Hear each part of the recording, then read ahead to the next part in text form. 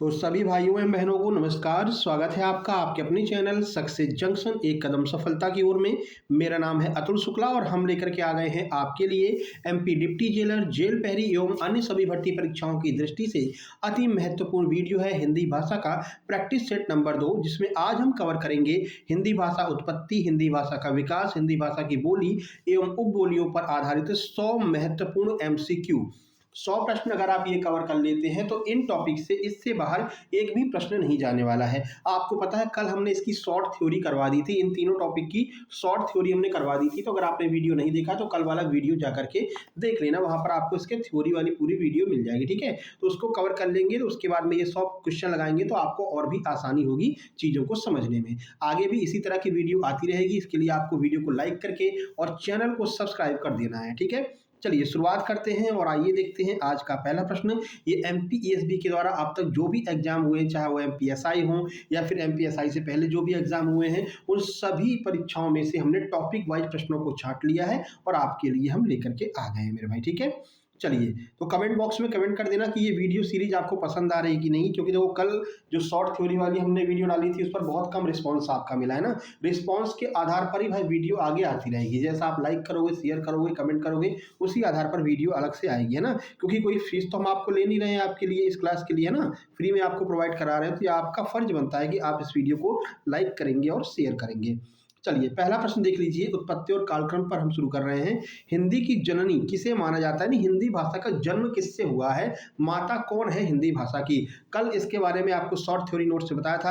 अब आप comment box में कमेंट कर दीजिए कि हिंदी की जननी किसे कहते हैं। आंसर हो जाएगा संस्कृत। संस्कृत को हिंदी की जननी कहा जाता है। देखने में आपको ये 100 प्रश्न लग रहे हैं, लेकिन ये 200 प्रश्न रहेंगे। क्यों?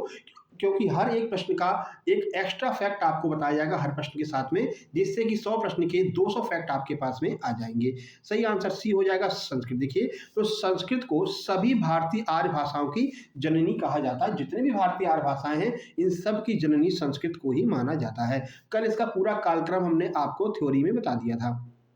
अगला प्रश्न देखिए, अपभ्रंश का जो वाल्मीकि है वो किसे कहा जाता है। पुष्यदंत को, स्वयंभू को, धनपाल को, हेमचंद को, किसको कहते हैं अपभ्रंश का वाल्मीकि। सही आंसर हो जाएगा स्वयंभू को अपभ्रंश का वाल्मीकि कहते हैं। क्यों कहते हैं, तो ये रहा उसका आंसर, स्वयंभू को क्यों कहा जाता है। तो वो स्वयंभू को उनकी रचना पौमु चरित चरियु के कारण अपभ्रंश का वाल्मीकि कहते हैं। उन्होंने एक रचना किया था जिसका नाम है पौम चरियु। ठीक है, और इसी वजह से इनको वाल्मीकि कहा जाता है, किसका, अपभ्रंश का। ठीक है, तो ये भी बन सकता है कि इनकी रचना कौन सी है, तो इनकी रचना है पौम चरियु। ठीक है, आगे बढ़ते हैं। आगे बढ़ने से पहले आप लोग बता दें, जैसा कि पता है कि MPESB के जो भी एग्जाम हो रहे हैं, चाहे वो कांस्टेबल हो, चाहे वो आपका MP आबकारी हो, MPSI हो, जितने भी सुपर नोट्स हमने दिए हैं स्पेशल एग्जाम के लिए, वहां से सीधे सीधे प्रश्न आपको देखने को मिले हैं। तो आगे आने वाले एग्जाम MP हेड कांस्टेबल और ASI के लिए और MP डिप्टी जेलर और जेल प्रहरी के लिए सुपर नोट्स तैयार कर दिए गए हैं। अगर आपने अभी तैयारी शुरू की है तो आप ये सुपर नोट्स परचेज कर सकते हैं। ठीक है, तो अगर आप हेड कांस्टेबल ASI का एग्जाम दे रहे हैं तो वो भी आपको मात्र 189 रुपए में सभी सब्जेक्ट के कंप्लीट सुपर सिलेक्शन नोट्स और प्रैक्टिस सेट मिल जाएंगे। गणित, रीजनिंग, सामान्य ज्ञान, विज्ञान, कंप्यूटर। ठीक है, इसके अलावा अगर आप डिप्टी जेलर, जेल प्रहरी का एग्जाम दे रहे हैं, क्षेत्र रक्षा का एग्जाम दे रहे हैं, तो इसके भी सुपर सिलेक्शन नोट्स आपको मिल जाएंगे। बिल्कुल अपडेटेड कंटेंट है ESB ने जैसा अब तक एग्जाम में करवाया है। ठीक है, तो GK MPG के science, Hindi, English, math, reasoning, इन सब के कंप्लीट नोट्स मात्र 189 रुपए में आपको प्रोवाइड कराए जा रहे हैं। कैसे प्राप्त करेंगे, छोटी सी प्रक्रिया है। ये आपको QR कोड दिखाई दे रहा है, इसका स्क्रीनशॉट खींच लीजिए। ठीक है, इसका स्क्रीनशॉट आप खींच लीजिए और इसी पर आपको 189 रुपए का पेमेंट करना है। इसी QR पर इसका स्क्रीनशॉट ले लीजिए और पेमेंट करने के बाद में उस पेमेंट का स्क्रीनशॉट आपको इस व्हाट्सएप नंबर पर सेंड कर देना है। ये व्हाट्सएप नंबर आपको दिखाई दे रहा है 7052547003। जैसे ही आप स्क्रीनशॉट सेंड करेंगे तुरंत ही तुरंत कंप्लीट सुपर सिलेक्शन नोट्स आपको सेंड कर दी जाएंगे।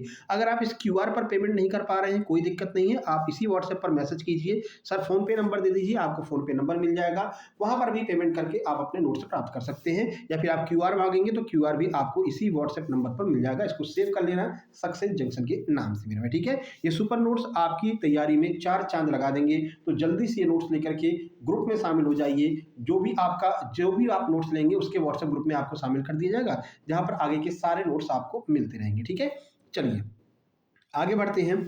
तीसरा प्रश्न देखिए, हिंदी भाषा का सही अनुक्रम क्या है, किस तरह से हिंदी भाषा का विकास हुआ है।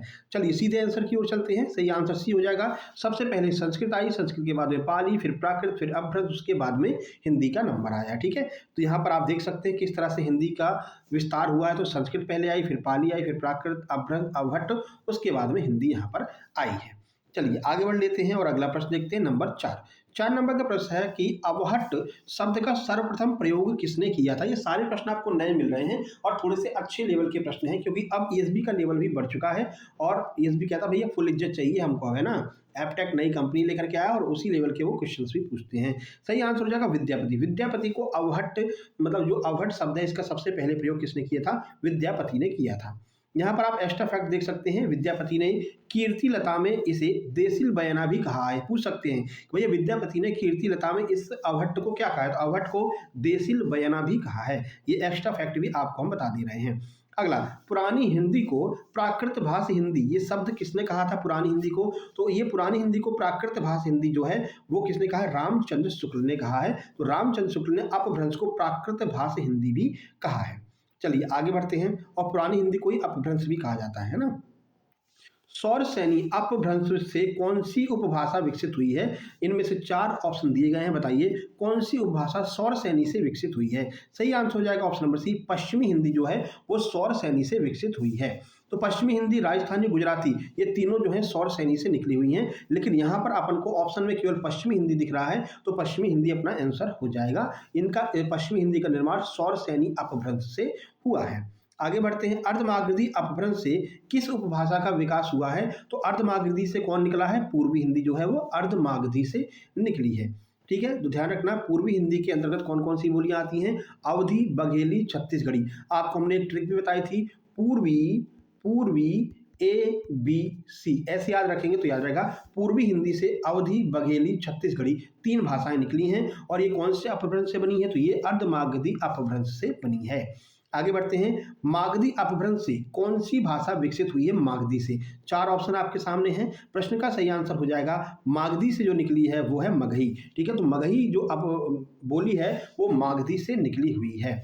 यहाँ पर देख सकते हैं मागधी से और कौन कौन सी बोली निकली हैं, तो मागधी से बिहारी हिंदी, जिसमें भोजपुरी, मगही और मैथिली का विकास हुआ है। तो भोजपुरी, मगही और मैथिली किस अपभ्रंश से निकली है, मागधी अपभ्रंश से निकली है, याद रखना है आपको। आगे बढ़ते हैं, अगला प्रश्न देखिए, पहाड़ी हिंदी का विकास किस अपभ्रंश से माना जाता है। ये पूछते हैं भाई कौन सी हिंदी किस अपभ्रंश से निकली है, ये पूछा जाता है ना। तो पहाड़ी हिंदी किससे निकली है, तो ये निकली है खस से। ठीक है, तो खस अपभ्रंश जो है, खस अपभ्रंश से पहाड़ी हिंदी का निर्माण हुआ है। तो पहाड़ी बोलियां जितनी भी हैं, जो उत्तराखंड, कुमाऊं वगैरह बोली जाती हैं, ये सब खस अपभ्रंश से निकली हुई हैं। अगला, ब्राह्मण अपभ्रंश से कौन सी भाषा निकली है, तो ब्राह्मण से सिंधी भाषा निकली है। सिंधी भाषा ब्राह्मण अपभ्रंश से विकसित हुई है। चलिए 11 नंबर देखिए, खड़ी बोली का दूसरा नाम क्या है, तो खड़ी बोली को हम क्या कहते हैं, कौरवी भी कहते हैं। ठीक है, तो ध्यान रखना खड़ी बोली को कौरवी कहते हैं, मेरठ उधर साइड में यही बोली बोली जाती है। ठीक है, तो राहुल संस्कृतायन ने, किसने इसको खड़ी बोली को कौरवी कहा है, ये बहुत महत्वपूर्ण है, ये कई बार पूछा गया, MPSI में पूछा था। तो राहुल संस्कृतायन ने इसे कौरवी कहा है। अभी 2026 में MPSI का जो एग्जाम हुआ है उसमें ये प्रश्न एज इट इज ऐसे ही पूछा गया था। हमने जो है एग्जाम एनालिसिस में भी इसको बताया था कि भाई ये राहुल संस्कृतायन वाला प्रश्न आया है ना। चलिए आगे बढ़ते हैं, ब्रज भाषा का मुख्य केंद्र कहाँ है, कहाँ पर ब्रज भाषा बोली जाती है। तो आपको पता है ब्रज वाला क्षेत्र कौन सा होता है, तो मथुरा का जो क्षेत्र है वो ब्रज क्षेत्र कहलाता है। तो ब्रज भाषा आपको मथुरा में ही देखने को मिलेगी। तो मथुरा और आज आसपास के जो क्षेत्र हैं उनको हम ब्रजमंडल कहते हैं और यहीं पर ब्रज भाषा बोली जाती है। अगला, बांगरू, बांगरू किस बोली का दूसरा नाम है, तो हरियाणवी को बांगरू भी कहते हैं, ध्यान रखना है आपको। तो हरियाणवी को बांगरू या जाटू भी कहा जाता है। अगला, कन्नौजी बोली, कन्नौजी बोली मुख्य रूप से किस जिले में बोली जाती है, कानपुर, फर्रुखाबाद, मेरठ, झांसी। प्रश्न का सही आंसर आपका हो जाएगा ऑप्शन नंबर बी, फर्रुखाबाद में कन्नौजी बोली बोली जाती है। तो फर्रुखाबाद हो गया, कन्नौज हो गया, इटावा हो गया, तो यहाँ के आसपास के क्षेत्रों में कन्नौजी बोली बोली जाती है। ओकार बहुला बोली इनमें से कौन सी है, खड़ी बोली, ब्रजभाषा, भोजपुरी, मैथिली, कौन सी है जिसे हम ओकार बहुला बोली कहते हैं, तो ये आपकी बी हो जाएगी।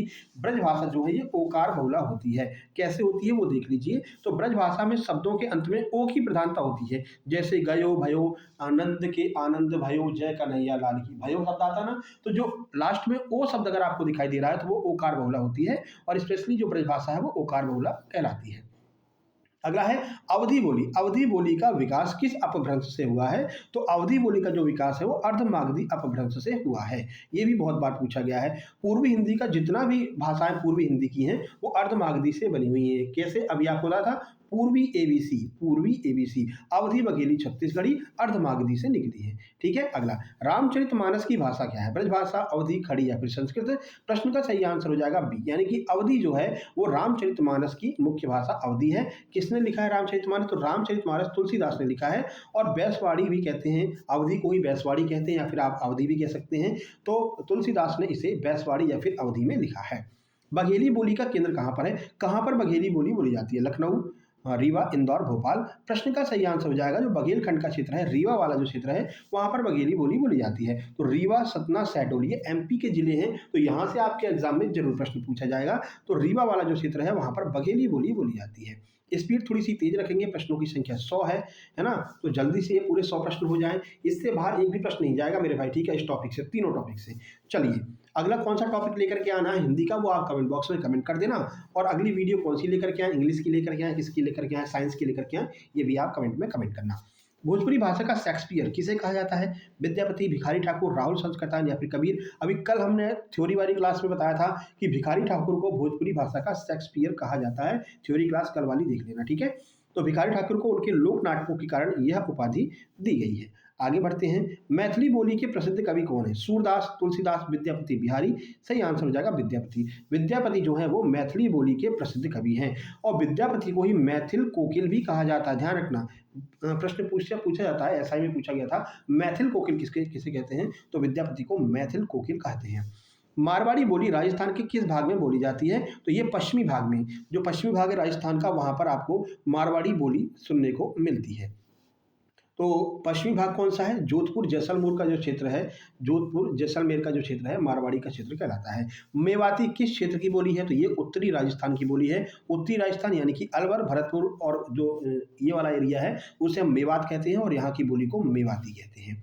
23 नंबर देखिए, मालवी बोली का मुख्य केंद्र कौन सा है? तो यह है इंदौर, उज्जैन। इंदौर उज्जैन के आसपास वाला जो क्षेत्र है वो मालवी बोली कहलाता है। क्यों? क्योंकि इस क्षेत्र को हम मालवा कहते हैं ना, और इसी को गेहूं का कटोरा भी कहा जाता है। मालवा क्षेत्र को, यहाँ पर गेहूं की बहुत अच्छी उपज होती है, रोटी का कटोरा भी कहते हैं। तो मध्य प्रदेश के मालवा क्षेत्र की मुख्य बोली कौन सी है? मालवी है। आगे बढ़ते हैं। कुमाऊनी और गढ़वाली ये किस उपभाषा की बोलियां हैं? तो ये पहाड़ी हिंदी की भाषा बोलियां हैं। और इसकी अपभ्रंश कौन सी है? तो ये खस अपभ्रंश से निकली। अभी आपको पढ़ा करके आए हैं कि ये जो पहाड़ी हिंदी है ये खस अपभ्रंश से निकली है। और इसी का जो बोली है वो कौन सी है? कुमाऊनी और गढ़वाली। ऑप्शन बी सही हो जाएगा। और ये उत्तराखंड के पहाड़ी क्षेत्रों में बोली जाती है। अगला है ढूंढाड़ी। ढूंढाड़ी बोली किसे कहा जाता है? तो जयपुरी को हम जयपुरी या फिर ढूंढाड़ी भी कहते हैं, ठीक है। और ये कहाँ पर बोली जाती है? तो ये पूर्वी राजस्थान, स्पेशली जयपुर वाले क्षेत्र में इसको बोला जाता है और इसको हम ढूंढाड़ी कहते हैं। अगला देखिए, भारतीय संविधान के किस अनुच्छेद में हिंदी को राजभाषा कहा गया है? भैया ये तो 3 से 4 बार, मुश्किल से शायद 6 शिफ्ट या फिर 8 शिफ्ट हुई हैं एमपीएसआई में, लेकिन 3 से 4 शिफ्ट में ये प्रश्न पूछा गया है, ये आपका राजभाषा वाला, ठीक है। तो इसको थोड़ा सा अच्छे से देख लेना। ऑप्शन नंबर ए सही हो जाएगा। 343 में भारतीय संविधान के अनुच्छेद 343 में हिंदी को राजभाषा का दर्जा दिया गया है। तो 343 के अंदर भी ध्यान रखना, 343(1) में इसको राजभाषा कहा गया है, ठीक है। देवनागरी लिपि का विकास किस प्राचीन लिपि से हुआ है? तो ब्राह्मी लिपि से हुआ है। ये भी आपको ध्यान रखना है, देवनागरी का विकास ब्राह्मी से हुआ है। 28 नंबर देखिए, कह रहे हैं कि हिंदी दिवस कब मनाया जाता है? तो हिंदी दिवस जो है वो 14 सितंबर को हम मनाते हैं। ये भी पूछा गया था एमपीएसआई 2026 में। क्यों मनाते हैं भैया? तो 14 सितंबर 1949 को हिंदी को राजभाषा के रूप में स्वीकार किया गया था। अगला, विश्व हिंदी दिवस, ये तो भारत वाला हो गया। राष्ट्रीय विश्व हिंदी दिवस कब मनाते हैं? तो ये मनाते हैं 10 जनवरी को, ठीक है। और अंतर्राष्ट्रीय मातृभाषा दिवस कब मनाते हैं? तो 21 जनवरी को। तीनों प्रश्न आपको ध्यान रखने हैं। ये इंडिया वाला हो गया 14 सितंबर, ये विश्व वाला हो गया, और ये जो अंतर्राष्ट्रीय मातृभाषा दिवस है वो 21 फरवरी है, ध्यान रखना, ठीक है। तो इसका सही आंसर हो जाएगा ऑप्शन नंबर बी। क्यों मनाते हैं? तो भाई पहला विश्व हिंदी सम्मेलन जो है वो 10 जनवरी 1975 को नागपुर में हुआ था। ये भी आपको ध्यान रखना है, ये भी पूछा जा चुका है, स्टार मार्क कर लेना, जेल पेरी में ही पिछली बार पूछा गया था।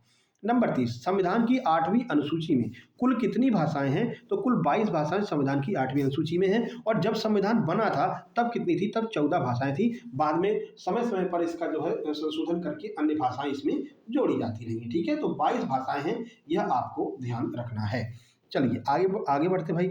और आपको पता है कि इसी डिप्टी जेलर और जेल प्रहरी के लिए ही हमने इंग्लिश का एक प्रैक्टिस सेट करा दिया है, एक प्रैक्टिस सेट साइंस का करा दिया है, जीके जीएस का भी करा दिया, तो वो सारे प्रैक्टिस सेट आपको देख लेने हैं। हमने इसी के अंदर प्लेलिस्ट बना रखी है एमपी डिप्टी जेलर के नाम से, वहाँ पर जाकर के देखेंगे तो ये सारी वीडियो आपको टाइम मतलब कि लाइन बाय लाइन मिल जाएगी। खड़ी बोली किस प्रकार की बोली है, तो जो खड़ी बोली है वो आकार बहुला है ना, आकार बहुला है। आकार बहुला होती क्या है वो देख लो यहाँ पर। इसमें आ ध्वनि का अंत में सबसे अधिक प्रयोग होता है, जैसे कि आया, गया, वो यहाँ पर आया, वो यहाँ से गया, तो ये खड़ी बोली होती है और इसको हम आकार बहुला कहते हैं, क्योंकि लास्ट में आपको आ का जो है ध्वनि सुनने को मिलती है।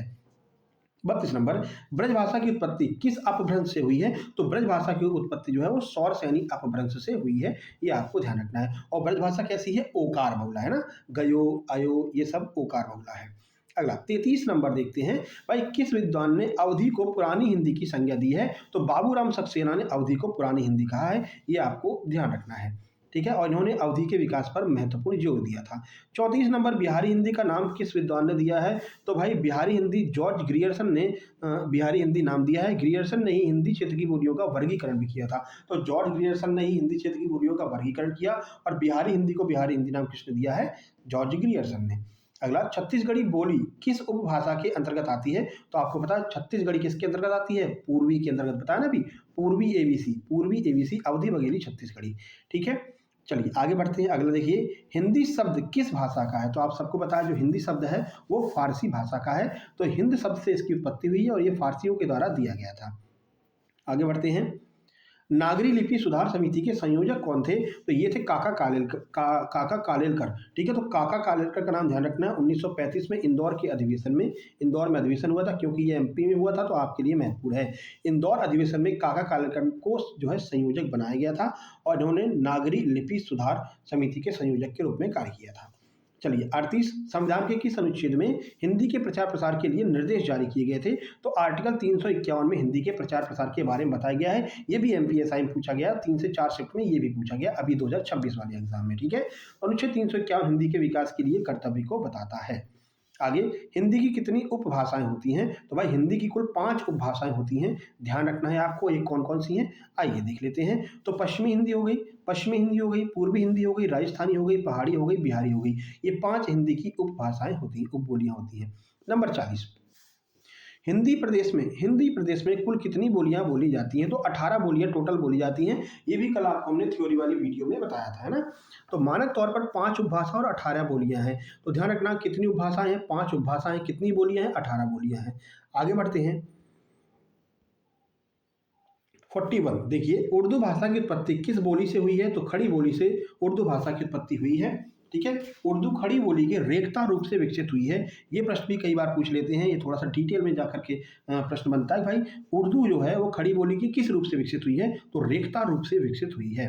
आगे बढ़ते हैं, अब ये शब्द आपने पहली बार यहाँ पर सुना होगा, इससे पहले किसी ने रेखता वेखता के बारे में इतना डिटेल में नहीं बताया है ना। लेकिन भाई अब एपटेक का लेवल बहुत डीपली जा रहा है, बहुत अच्छे लेवल के प्रश्न आ रहे हैं, तो उसी लेवल के हम आपके लिए प्रैक्टिस सेट भी लेकर के आ रहे हैं, और ये सारे प्रैक्टिस सेट आपको नोट्स लेने के बाद में आपको ग्रुप में डाल दिए जाएंगे आपके लिए।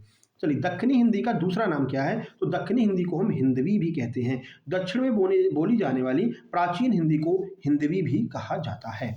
आगे बढ़ते हैं, 43, और अपने उन सभी दोस्तों के पास में शेयर कर देना जो आगे एग्जाम देने वाले हैं, इसका डिप्टी जेलर का और जेल प्रहरी का। हिंदी साहित्य का इतिहास लिखने का प्रथम प्रयास किसने किया था, तो गारसा दत्तासी ने सबसे पहले प्रयास किया था। इन्होंने इस्तवार द ला लेत्यूर एंदुई ए हिंदुस्तानी, इसमें इन्होंने हिंदी का इतिहास लिखने का प्रयास किया था। ये पुस्तक का नाम ध्यान रखना, पूछते हैं भाई ये पुस्तक किसने लिखी थी, तो गारसा दत्तासी ने लिखी थी। देवनागरी लिपि किस दिशा से लिखी जाती है, तो ध्यान रखना जो देवनागरी है वो बाएं से दाएं, इस तरह से जैसे हम लिखते हैं ना, जैसे हमने यहाँ पर लिख दिया अतुल सर हिंदी पढ़ाते हैं। ठीक है, तो इस तरफ से लिख रहे हैं ना, बाएं से दाएं की ओर लिख रहे हैं, तो ये देवनागरी लिपि में हमने लिखा है, तो ध्यान रखना देवनागरी बाएं से दाएं लिखते हैं और ब्राह्मी लिपि की परंपरा का पालन करती है। देवनागरी का उद्भव किससे हुआ, ब्राह्मी से हुआ, अभी ऊपर ही आपको बता कर आए हैं। अगला 45, राजभाषा आयोग का गठन कब किया गया था, ये भी आपके एमपीएसआई में 2 से 3 शिफ्ट में पूछा गया है। तो राजभाषा आयोग का गठन किया गया था 7 जून 1955 को, और इसके अध्यक्ष कौन थे, तो बीजी खेर, जिन्हें हम बीजी खरे भी कहते हैं, इसके प्रथम अध्यक्ष थे, इनका नाम भी अभी पूछा गया है। आगे 46, उत्तर प्रदेश की दूसरी राजभाषा कौन सी है? तो ये है उर्दू, उत्तर प्रदेश की दूसरी राजभाषा है। अब अगर हम बात करते हैं कि सर इसका एग्ज़ाम कब तक होगा? तो देखो मार्च में 27 मार्च के आस-पास शायद हेड कांस्टेबल का एग्ज़ाम होने वाला है, 2 से 3 दिन वो चलेगा। हेड कांस्टेबल के फॉर्म भरने शुरू हो गए हैं, आपको पता ही है। इसके जस्ट बाद आपको जेल प्रहरी और डिप्टी जेलर के जो है फॉर्म मिल जाएँगे और मार्च के लास्ट में मानकर चलिए 30 मार्च के आस-पास आपका जो है ये डिप्टी जेलर का एग्ज़ाम स्टार्ट हो जाएगा और मार्च में ही करेंगे इसको। क्यों? क्योंकि मार्च कैलेंडर में दिया हुआ है ना, तो ये लोग मार्च में ही शुरू करेंगे। तब तक आपकी अच्छे से तैयारी हो जाए, यही हमारा प्रयास है। आप लोग नोट्स लेकर के बढ़िया से तैयारी करिए और सिलेक्शन लीजिए इसमें, तो उर्दू सही हो जाएगा, ठीक है? आगे बढ़ते हैं। अगला देखिए 1989 में उर्दू को दूसरी राजभाषा भी घोषित किया गया है। ये भी आपको ध्यान रखना है, टाइम है 1989। बोली का क्षेत्र जब विस्तृत हो जाता है तो हम उसे क्या कहते हैं? तो हम उसको क्या कहते हैं? उपभाषा। बोली जो है वो विस्तृत होकर के किसका रूप धारण कर लेती है? उपभाषा का रूप धारण कर लेती है। जब बोली में साहित्य लिखा जाने लगता है तो ये उपभाषा बन जाती है। आगे देखिए, इनमें से कौन-सी बोली अंतर्वेदी क्षेत्र की नहीं है? जो बघेली है वो अंतर्वेदी क्षेत्र की नहीं है, ठीक है? क्योंकि बघेली जो है वो बघेलखंड की है। अंतर्वेद का क्या है? तो गंगा यमुना दोआब का जो क्षेत्र होता है, यानी जो गंगा यमुना के पास वाला क्षेत्र है, उसको हम अंतर्वेद क्षेत्र कहते हैं, ठीक है ना? तो ब्रज हो गया, कन्नौज हो गया, बुंदेलखंड हो गया, ये गंगा यमुना के आस-पास वाला है। लेकिन जो बघेलखंड है, ये गंगा यमुना से दूर है, इसलिए हम इसको अंतर्वेदी क्षेत्र नहीं मानते हैं। तो ये आपको ध्यान रखना है, ये भी बहुत महत्वपूर्ण प्रश्न है। पहली बार ये भी आप देख रहे होंगे ऐसा प्रश्न, है ना? चलो आगे बढ़ते हैं। लल्लू लाल ने अपनी प्रसिद्ध कृति प्रेम सागर किस बोली में लिखी है? तो लल्लू लाल ने खड़ी बोली में इसको लिखा है। लल्लू लाल को आधुनिक खड़ी बोली गद्य का प्रवर्तक भी माना जाता है। ये फैक्ट भी आपको ध्यान रखना है। चलिए अपना अर्धशतक हो रहा है भाई, 50 प्रश्न पूरे हो गए, 50 हो गई है। पश्चिमी हिंदी की सर्वाधिक प्रमुख बोली कौन सी है जो सबसे ज़्यादा बोली जाती है? तो यह है ब्रजभाषा। पश्चिमी हिंदी के अंतर्गत ब्रजभाषा जो है वो सबसे ज़्यादा बोली जाती है। और साहित्यिक दृष्टि से ब्रजभाषा सबसे समृद्ध है क्योंकि बहुत सारे साहित्य ब्रजभाषा में लिखे गए हैं। आगे बढ़ते हैं, ग्वालियर और झांसी क्षेत्र की मुख्य बोली कौन सी है? अपना एमपी जीके का प्रश्न भी बन सकता है। तो ये है बुंदेली। बुंदेलखंड के अंतर्गत ग्वालियर और झांसी के क्षेत्र आते हैं। तो यह बुंदेलखंड का हृदय स्थल है। कौन सा? ग्वालियर और झांसी वाला एरिया जो है। अगला, कौन कौन भैया ग्वालियर से देख रहा है वीडियो? जल्दी से कमेंट बॉक्स में कमेंट करिए, कौन कौन है भाई ग्वालियर से, है ना? और ग्वालियर के कौन से क्षेत्र से देख रहे हो? देखो हम ग्वालियर में काफ़ी समय हमने ग्वालियर में बिताया है, अब इंदौर में है। तो वहाँ का जो हजीरा हो गया, ठीक है, और राजबाड़ा हो गया, है ना, और महारानी लक्ष्मीबाई का जो पार्क हो गया, तो यहाँ सब हम गए हुए हैं ना। तो आप ग्वालियर के कौन से क्षेत्र से, लश्कर से या कहाँ से देख रहे हैं, ये भी कमेंट बॉक्स में कमेंट करना। चलिए भाई, मागधी का संबंध किस राज्य से है? तो मागधी जो है वो बिहार से है। मगध राज्य के नाम पर इसे मागधी कहा जाता है। 53 नंबर देखिए, अपभ्रंश का प्रथम महाकवि किसे माना जाता है? तो स्वयंभू को अपभ्रंश का प्रथम महाकवि मानते हैं। मोस्ट इंपॉर्टेंट है, अभी एमपीएसआई 2026 में ये पूछा गया है एमपीएसआई में, ठीक है। तो स्वयंभू को अपभ्रंश का व्यास भी कहा जाता है। अगला देखिए 54 नंबर, हिंदी की बोलियों को 5 वर्गों में किसने विभाजित किया है? तो 5 वर्गों में जॉर्ज ग्रियर्सन ने विभाजित किया है, अभी ऊपर आपको हमने बताया था। आगे बढ़िए, और इन्हें लिंग्विस्टिक सर्वे ऑफ इंडिया में यह वर्गीकरण किया था। तो इन्होंने एक वो निकाली, रिपोर्ट निकाली लिंग्विस्टिक सर्वे ऑफ इंडिया, और उसमें इन्होंने इसका पूरा विस्तार से वर्णन किया था, जॉर्ज ग्रियर्सन ने। अगला, अमीर खुसरो ने किस बोली के विकास में अग्रणी भूमिका निभाई है? तो अमीर खुसरो ने खड़ी बोली के विकास में अग्रणी भूमिका निभाई है, और खड़ी बोली को ही हम कौरवी भी कहते हैं। मेरठ वाला जो एरिया, मेरठ, दिल्ली, गाजियाबाद, यहाँ पर खड़ी बोली बोली जाती है। चलिए 56 नंबर, संविधान के अनुसार हिंदी क्या है? तो संविधान के अनुसार हिंदी हमारी राजभाषा है। राजभाषा है, ध्यान रखना, राष्ट्रभाषा नहीं है, राजभाषा है। संवैधानिक रूप से यह केवल राजभाषा यानी कि ऑफिशियल लैंग्वेज है। चलिए 57 नंबर देखिए 57, निमाड़ी बोली मध्य प्रदेश के किस भाग में बोली जाती है? तो ये बोली जाती है दक्षिणी भाग में, जिसमें खंडवा और खरगोन वाला एरिया आता है। तो निमाड़ क्षेत्र मध्य प्रदेश के दक्षिण में स्थित है, यहाँ पर यह निमाड़ी बोली बोली जाती है। 58, ब्रजभाषा का विकास किस प्राकृत से हुआ है? तो ब्रजभाषा का विकास सौरसैनी प्राकृत से हुआ है, ये आपको ध्यान रखना है। प्राकृत से अपभ्रंश और फिर ब्रज का विकास हुआ, पहले से प्राकृत थी, फिर अपभ्रंश हुई, फिर ब्रजभाषा का विकास हुआ है, और सौरसैनी अपभ्रंश से इसका विकास हुआ है। मैथिली को किस संविधान संशोधन के द्वारा 8वीं अनुसूची में शामिल किया गया था? इंपॉर्टेंट है, अभी पूछा गया है एमपीएसआई में। तो 92वें संविधान संशोधन के द्वारा मैथिली को जो है शामिल किया गया था। तो 2003 में बोडो, डोगरी और मैथिली संथाली, बीडीएमएस, इनको जोड़ा गया था, ध्यान रखना, बीडीएमएस ध्यान रखना तो याद रहेगा, बीडीएमएस, बोडो, डोगरी, मैथिली संथाली को 2003 में 92वें संविधान संशोधन के द्वारा जोड़ा गया था। डिंगल पिंगल शैली का संबंध किस भाषा से है? तो ये किस भाषा से है? राजस्थानी से संबंधित है। राजस्थानी और अपभ्रंश के मेल को डिंगल कहते हैं, तो डिंगल पिंगल राजस्थानी से संबंधित है। अगला, पौमचर्यू का विषय वस्तु क्या है? मोस्ट इंपोर्टेंट है, पौमचर्यू स्वयंभू ने लिखा है, आपको बताया था, अपभ्रंश का महाकवि इनको कहते हैं। तो ये इसमें राम कथा के बारे में बताया गया है पौमचर्यू में। आगे देखते हैं, इसे अपभ्रंश का रामायण भी कहा जाता है। आगे 62 और अपभ्रंश का वाल्मीकि भी स्वयं को कहते हैं इसी की रचना की वजह से। प्राकृत का व्याकरण ये किसने लिखा है? तो ये लिखा है हेमचंद्र जी ने। तो हेमचंद को प्राकृत का पाणिनि कहा जाता है। ये कुछ प्रश्न है ऐसे पूछे जाते हैं, भैया प्राकृत का पाणिनि किसको कहते हैं? तो हेमचंद को कहते हैं, है ना।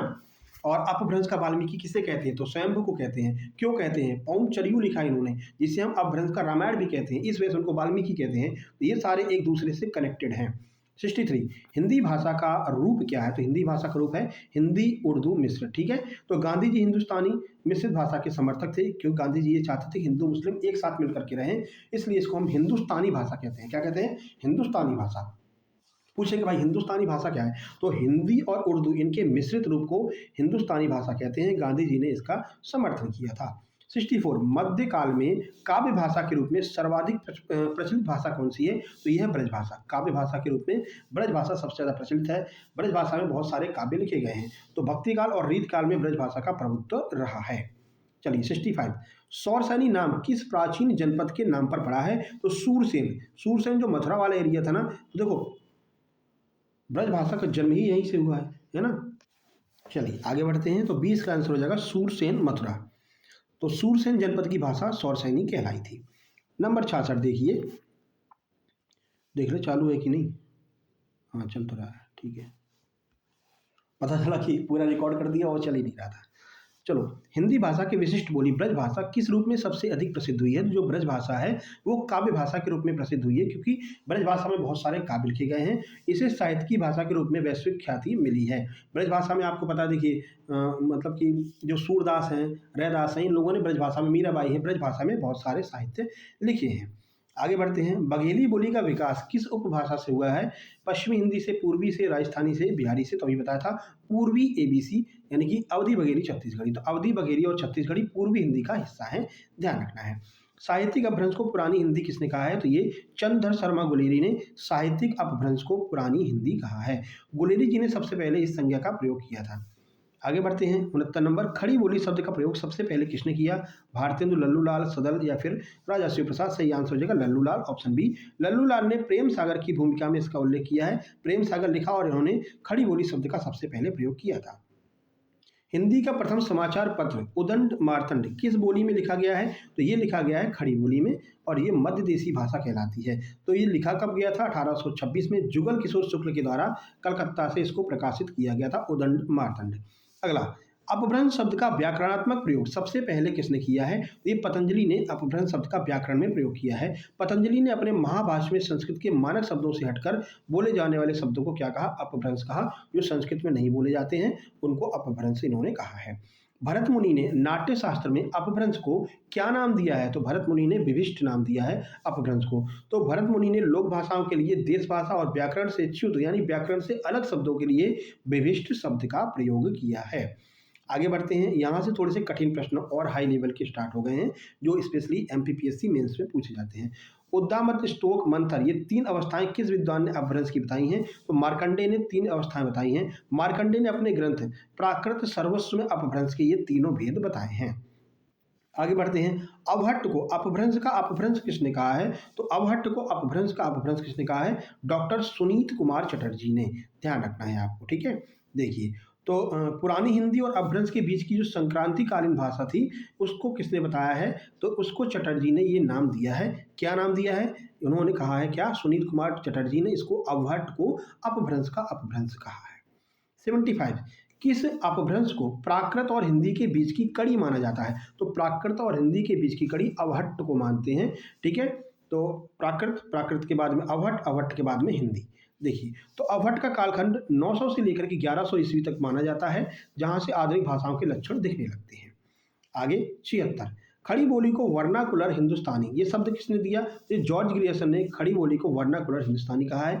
ग्रियर्सन ने अपने सर्वेक्षण में आधुनिक मानक हिंदी के आधार पर इसको यह नाम दिया था। 77 देखिए, ब्रज भाषा में ए और ओ का उच्चारण किस रूप में किया जाता है? विव्रत, समृद्ध, दीर्घ, प्लुत। तो ए और ओ का उच्चारण विव्रत के रूप में करते हैं। ब्रज भाषा में ए और ओ का उच्चारण संधि स्वरों की तरह नहीं बल्कि मूल स्वरों की तरह अधिक होता है।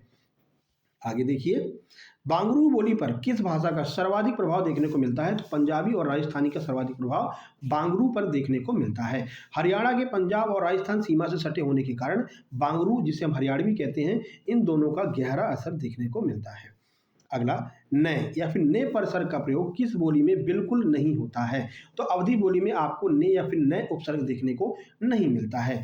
खड़ी बोली में राम ने कहा, इसका उपयोग ज्यादातर प्रयोग कहाँ पर मिलेगा? ने और नए का, तो ये खड़ी बोली में मिलता है। ठीक है, तो खड़ी बोली में कहते हैं भाई राम ने कहा है, जबकि अवधि में क्या कहते हैं? राम कहन, है ना, राम कहन की ई काम कही के चला हुआ, ऐसे बोलते हैं अवधि में। ठीक है ना। हाँ, हम थोड़ा प्रयागराज में भी, जो हमारा मूल स्थान है वो प्रयागराज ही है, तो वहाँ पर हम रहे हैं, तो हमको अवधि भी आती है।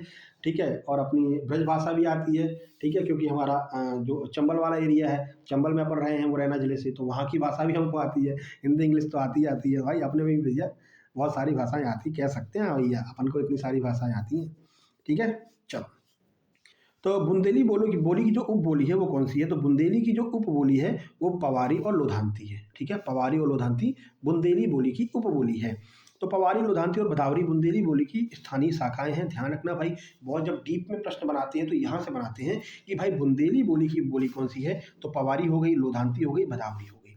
ठीक है, नंबर 81, कैसन जैसन शब्दों का प्रयोग किस भाषा की पहचान है? तो ये भोजपुरी में, जो भोजपुरी का अर्थ है, जो बिहारी साइड अगर आप चले जाएंगे बिहार के साइड में, तो यहाँ पर कैसन हो, जैसन हो, कहाँ जाता वाटा, ऐसे करके बोलते हैं। ठीक है ना, तो ये भोजपुरी हो जाती है।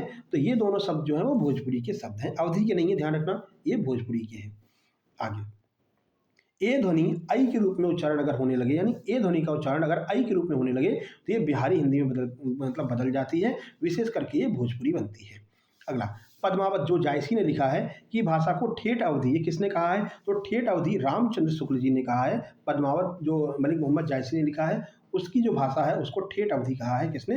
रामचंद्र शुक्ल ने। शुक्ल जी ने तुलसी की अवधि को साहित्यिक और जायसी की अवधि को ग्रामीण या फिर ठेठ माना है। ये दोनों ध्यान रखना, तुलसीदास की जो अवधि है वो साहित्यिक अवधि है, और जायसी जी की जो अवधि है वो क्या है? ग्रामीण या फिर ठेठ है। दोनों में डिफरेंस है, ध्यान रखना, और लिखी दोनों ने अवधि में ही है। अगला है, मैथिल भाषा को संविधान की 8वीं अनुसूची में किस वर्ष स्थान दिया गया था? तो मैथिली को 2003 में, अभी बताया ना, बॉडी डोगरी मैथिली संथाली BDMS 2003 में 92वें संविधान संशोधन के द्वारा शामिल किया गया। यह हिंदी की एकमात्र बोली है जो स्वतंत्र रूप से 8वीं अनुसूची में शामिल है।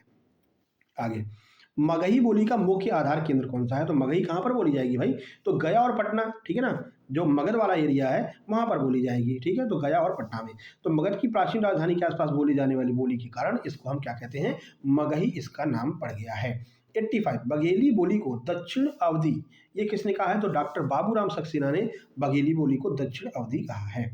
चूंकि बघेली अवधि के दक्षिण यानी कि रीवा क्षेत्र में बोली जाती है, उससे काफ़ी मिलती जुलती है, इसलिए सक्सेना ने इसे यह संज्ञा दी है। 86, राजस्थानी भाषा का उद्भव किस अपभ्रंश से हुआ है? तो राजस्थानी का जो उद्भव है वो सौरसैनी के नागर स्वरूप से हुआ है।